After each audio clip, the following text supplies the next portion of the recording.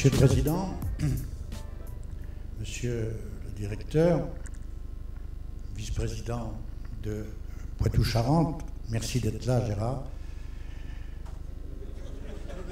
Ça commence mal. Je voudrais saluer l'ensemble des présidents qui se sont succédés, comme tu l'as rappelé, avoir une pensée pour ceux qui ne sont plus là. Remercier les associations, car bien souvent, à Poitiers, tout part des associations. Et une nouvelle fois, ce mouvement sur la culture scientifique et technique est parti des associations.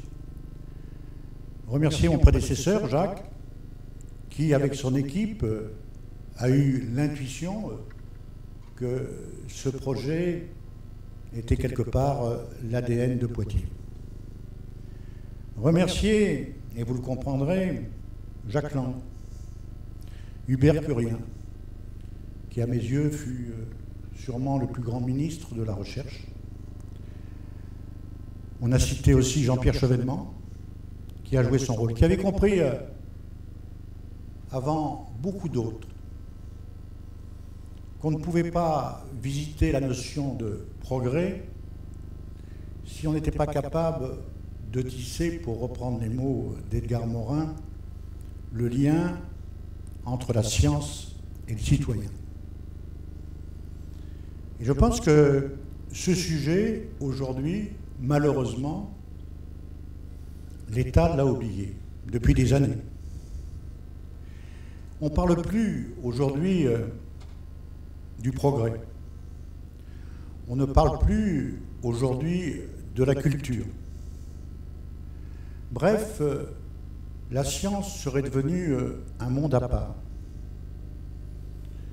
Et je voudrais qu'on réfléchisse quelques instants sur le mouvement de contestation qui existe dans notre pays aujourd'hui et le débat qu'a lancé Monsieur le Président de la République. Jacques Attali mentionnait que dans toutes les questions qui ont été posées, le mot culture n'a pas été prononcé une fois. Alors que ce sujet est au centre de l'angoisse de nos concitoyens et des interrogations de nos concitoyens. C'est vrai que si on voulait caractériser le mouvement aujourd'hui, protéiforme, avec des actions qui pourraient parfois penser à l'obscurantisme. Mais il y a quand même deux idées. Ce sentiment de déclassement et ce sentiment de peur de l'avenir. Et quand il y a peur de l'avenir, il y a repli sur soi, rejet de l'autre. Merci Didier, Monsieur le Président, d'avoir organisé un débat sur la laïcité ici. Bref, peur de toute mutation. Alors aujourd'hui, plus que jamais, il est indispensable, non pas de matraquer des vérités au journal de 20 heures ou sur des chaînes d'infos, mais avoir la patience, avoir, j'allais dire, refuser cette paresse intellectuelle. Une découverte ne se présente pas à 20 heures ou à l'occasion d'une chaîne d'infos ou un éditorial radiophonique le matin. Aujourd'hui, toute découverte nécessite un débat entre nos concitoyens et les scientifiques. Débat, ça veut dire, première chose, éducation. On ne parle d'un sujet que l'on connaît. C'est pour ça que je suis un grand défenseur de ces conférences de consensus. Et je voudrais remarquer, et c'est la qualité de l'espace Mendes France, que lorsqu'il y a eu des conférences de consensus à Poitiers, elles se sont déroulées toujours avec dignité les uns et les autres s'écoutant et s'enrichissant mutuellement. Ça n'a pas été le cas dans d'autres domaines. J'ai un exemple en tête sur les nanotechnologies, un sujet extrêmement important. Ça s'est terminé dans une ville pourtant qui a fait beaucoup, avec son maire du Bedou, par des violences à Grenoble. Donc je crois qu'aujourd'hui, si on veut sortir par le haut de cette crise, au-delà des revendications légitimes de déclassement, de justice sociale, il y a le grand sujet de la connaissance et des sciences. Et c'est pour ça que moi je félicite l'espace Mades France de donner toute sa place aux sciences humaines qui vont nous permettre aujourd'hui de comprendre, de projeter des découvertes scientifiques qui ont lieu jour après jour. Car nous avons, discipline après discipline, devant nous des ruptures qui vont avoir des conséquences extrêmement concrètes sur notre modèle social, sur le modèle de solidarité. On pourrait prendre des multiples exemples. Prenez la médecine prédictive. Si demain, ces découvertes scientifiques extraordinaires ne sont pas, non pas encadrées, mais accompagnées par une réflexion sur notre modèle d'assurance maladie, par exemple, nous pourrions avoir un système social demain extrêmement individualisé et qui tournerait le dos à tout ce que nous avons fait depuis 50 ans. Donc ce débat qui nécessite la persévérance, qui nécessite de l'humilité, qui nécessite de la patience et d'expliquer que le temps long pour un scientifique ne correspond pas forcément au temps immédiat pour l'information et au temps nécessaire pour un citoyen de se former. Et je crois que c'est ce que vous faites. Ce que vous faites ici depuis des années sur une multitude d'exemples, tous humains. Moi, quand j'ai découvert cette exposition, assurément, c'était le meilleur exercice pour des enfants, pour leur expliquer comment combattre le racisme, comment combattre toutes ces formes de rejet de l'autre. C'est ça l'esprit, pour moi, de Mades France. Et je crois qu'il faut continuer, et il faut peut-être à nouveau renforcer, mais on le trouvera, renforcer les formes. C'est aux scientifiques, c'est à l'association de trouver toutes les formes nécessaires. Et puis, je disais à travers les conférences de consensus, il faut développer la connaissance à chacune et à chacun, et quand je mesure les efforts hors les murs de Mades France, c'est considérable, mais il faut qu'on soit capable aussi d'aborder un sujet qui est au cœur des débats aujourd'hui. C'est l'essoufflement de notre démocratie.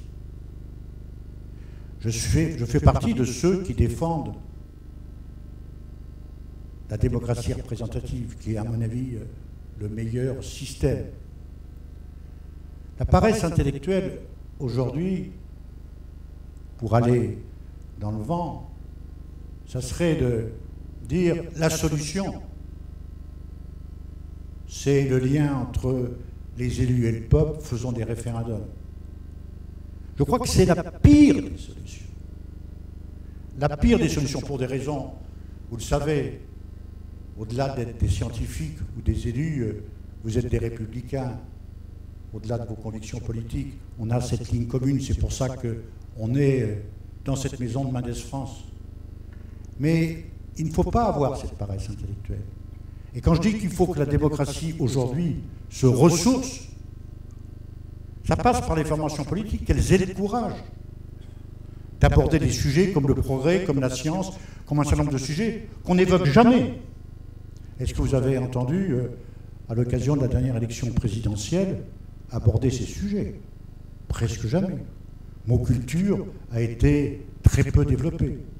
Donc, rénover la démocratie, c'est ce que vous faites au quotidien.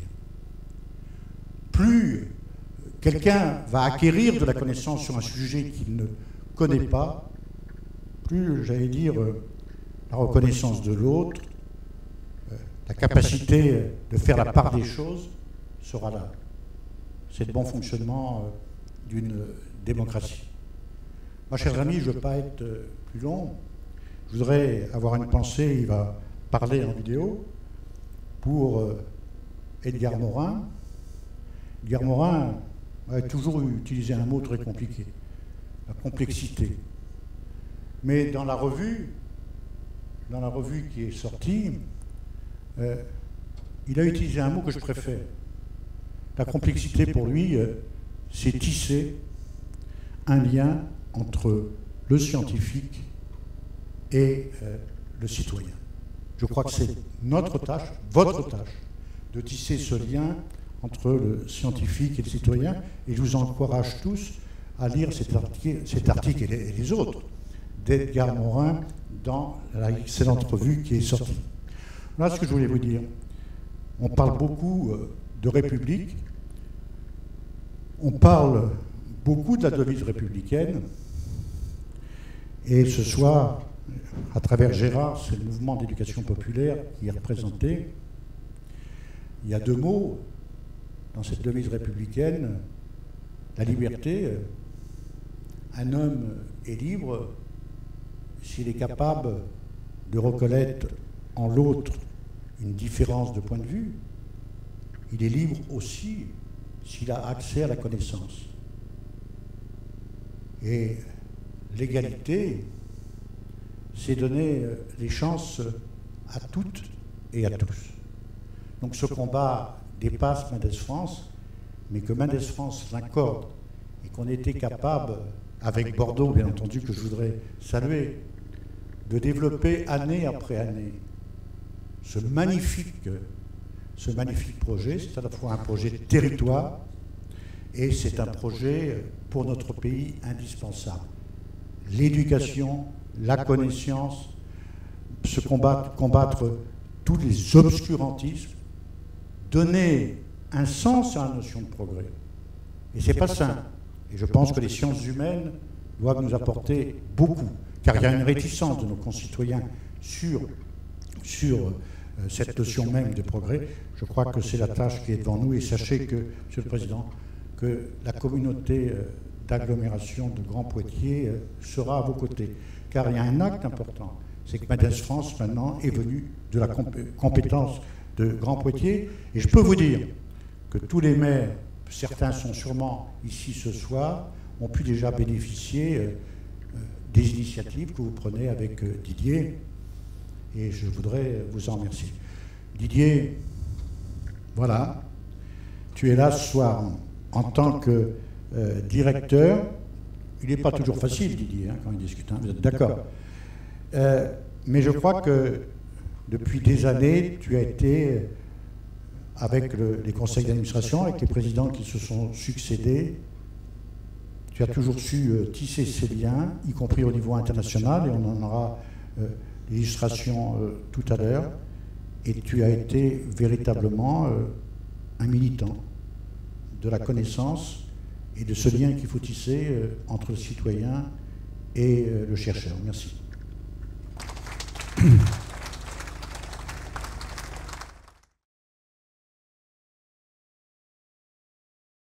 Merci.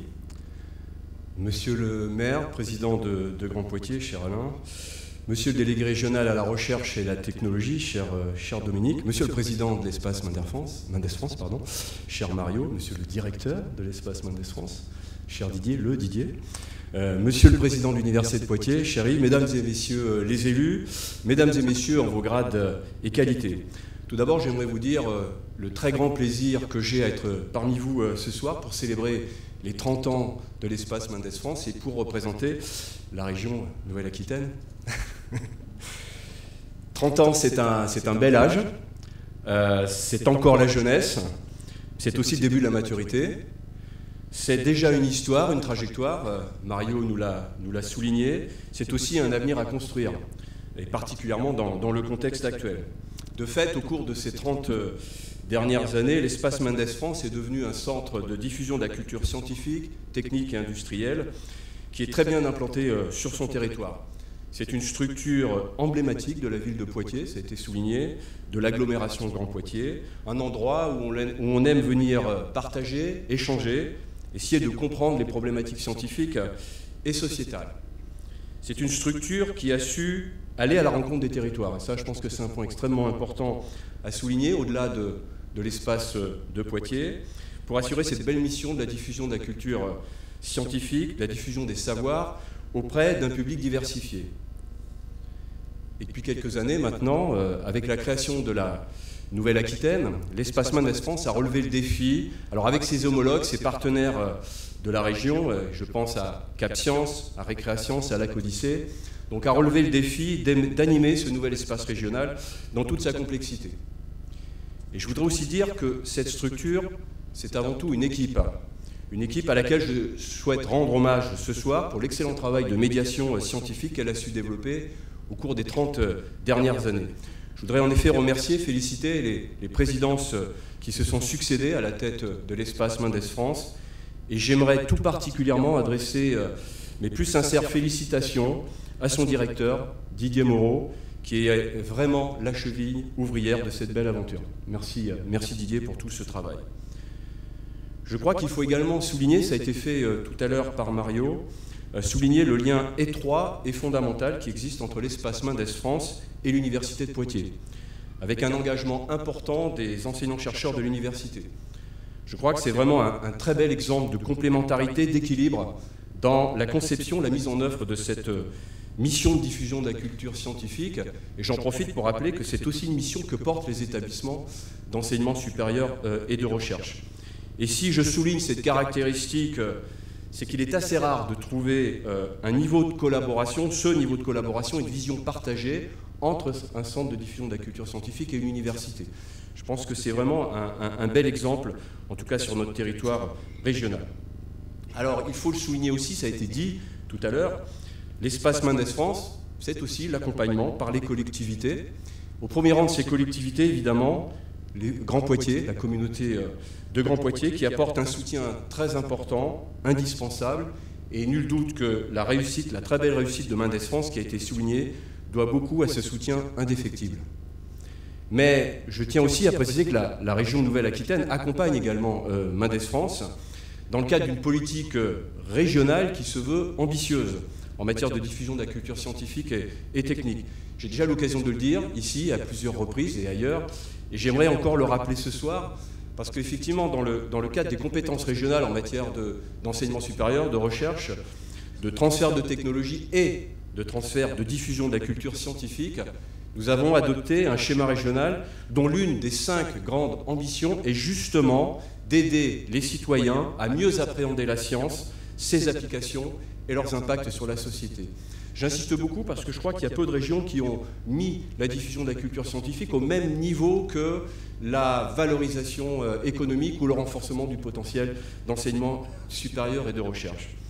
En termes de politique publique, cet engagement est lié à notre conviction profonde que le citoyen aujourd'hui comprend de moins en moins ou bien ne comprend plus l'évolution de la société. L'évolution de la société telle qu'elle est impulsée par les grandes transformations technologiques, elles-mêmes issues des résultats de la recherche. Alors notre société est complexe, notre société est de plus en plus complexe et elle change de plus en plus vite. D'où ce sentiment pour beaucoup d'être désemparés face à cette complexité. Alain Claes en a longuement parlé à l'instant, voire d'être abandonnés dans cette société avec toutes les conséquences sociales, politiques et sociétales dont nous subissons aujourd'hui certains symptômes. Je parle évidemment des fameuses fake news, je parle aussi de la remise en cause de l'idée même de progrès, je parle de la négation et de la contestation de faits objectifs, de la négation de connaissances scientifiques avérées et qui sont de plus en plus ramenées au niveau d'une simple opinion.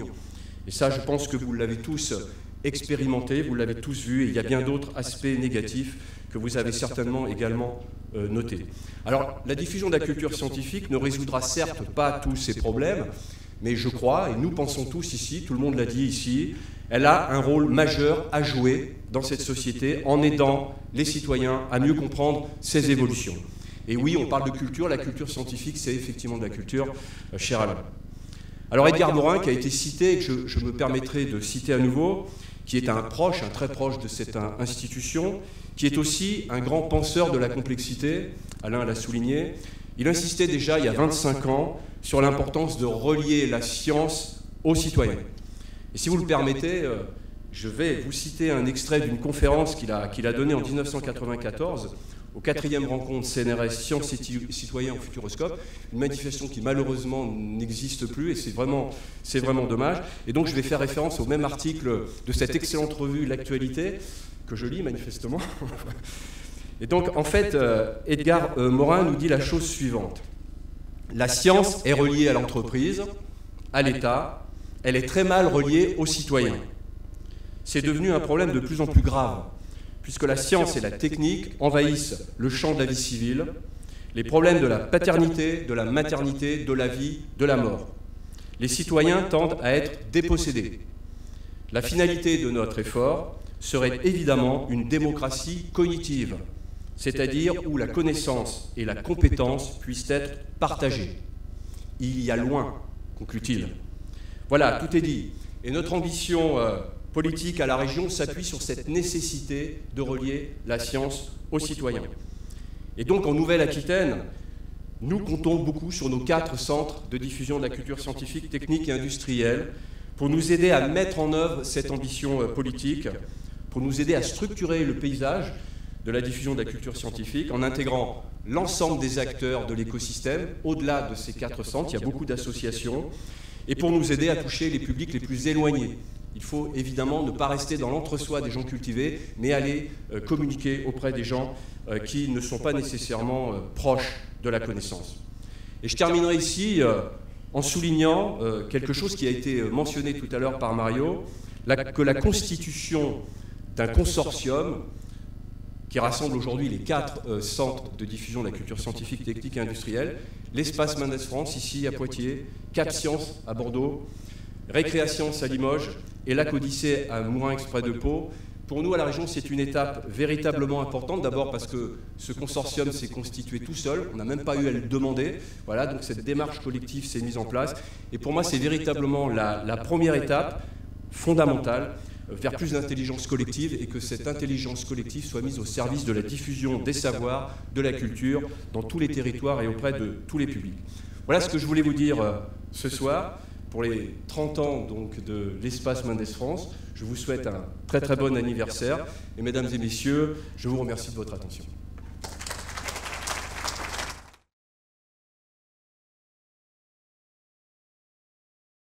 Merci Didier, monsieur le maire de Poitiers, monsieur le vice-président du conseil régional, cher Gérard, monsieur le président de l'Espace Mendès France, cher Mario, mon cher Didier. Mes chers collègues, mes chers amis, mesdames, messieurs, pour moi c'est un grand honneur d'être ici, un réel plaisir de participer aux 30 ans de l'Espace Mendès France. L'Espace Mendès France, pour moi c'est une découverte récente puisque c'est au moment de la fusion Nouvelle-Aquitaine que j'ai découvert ce centre. Alors il faut voir la situation dans laquelle nous sommes. Nous vivons aujourd'hui dans un monde confronté à des évolutions et des mutations de plus en plus rapides. Alors je vais reprendre, c'est difficile de parler en dernier parce qu'il y a un certain nombre d'idées qui ont été déjà exposées, mais je veux les réappuyer. Il y a des défis majeurs qui nous attendent, elles ouvrent de belles opportunités, de grands espoirs de progrès, mais suscitent en même temps des inquiétudes, nourries par des incertitudes, mais aussi des ignorances.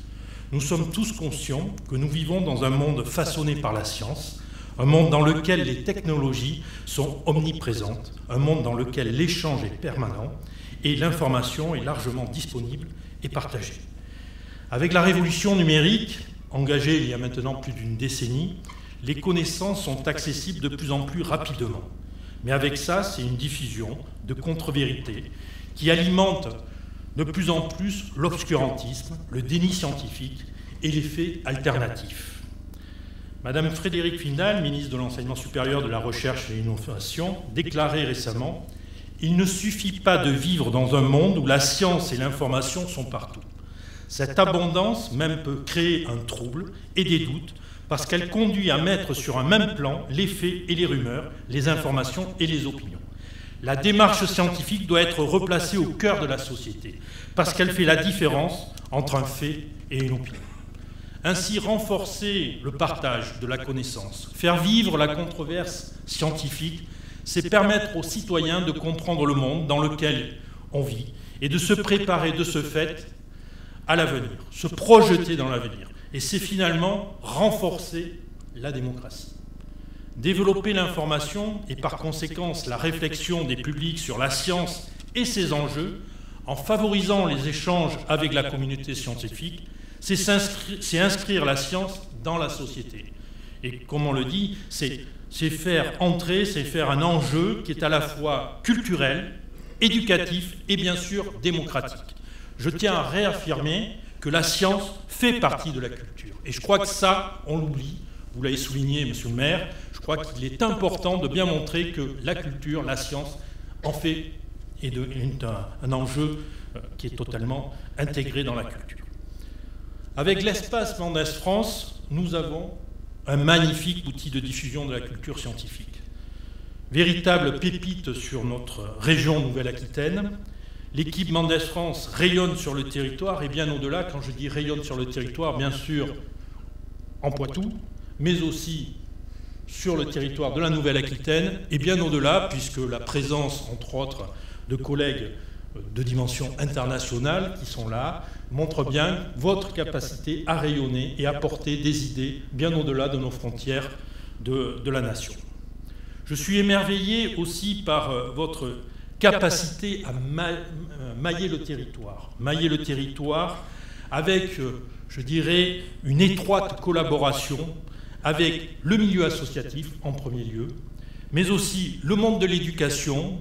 Quand je dis éducation, c'est éducation bien sûr nationale, mais aussi l'enseignement supérieur à la recherche, les universités et toute la participation active de collègues, mais aussi les élus. Et les élus, le maire d'un petit village, je suis toujours impressionné par les manifestations. Je vois, Didier m'avait invité il y a maintenant 2 ans à Lusignan. On est allé faire la fête de la science. Je me souviens de la salle de fête remplie et on avait discuté autour de la lumière et c'était, je trouvais, un très beau moment justement pour la science.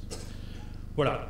Donc c'est aussi de là, c'est quand je dis je suis émerveillé par la qualité de l'engagement de la structure et sa capacité à mobiliser la communauté scientifique pour la mettre en relation effectivement avec le citoyen et toute la confiance qu'elle a su établir sur le terrain. Et je dis bien la confiance qu'elle a su établir sur le terrain, c'est très important. Et on voit bien, parce que ce n'est pas aujourd'hui, c'est 30 ans d'efforts. 30 ans d'efforts, c'est 3 millions de visiteurs sur les 30 ans. C'est, quand je dis visiteurs, qui ont participé à des actions de Mendès France. C'est 160 000 visiteurs, je crois, cette année en 2018. Et rien que sur la fête de la science, c'était plus de 50-60 000 participants. Et quand on dit 160 000 visiteurs, il faut bien comprendre que c'est plus de la moitié qui est en dehors de cet espace, de ces murs. C'est très important de le souligner, ça montre bien, encore une fois, votre capacité de rayonnement. Premièrement, elle reste, je dirais, cette structure, elle est très fidèle. Alors, il y a le mot Mendès France dedans, mais elle reste très fidèle à Pierre Mendès France, qui disait que la France a besoin de savants. Et ça, je crois que vous le défendez bien, c'est presque votre ADN. Vous défendez bien, vous allez vous nourrir auprès de la communauté pour porter sur le territoire.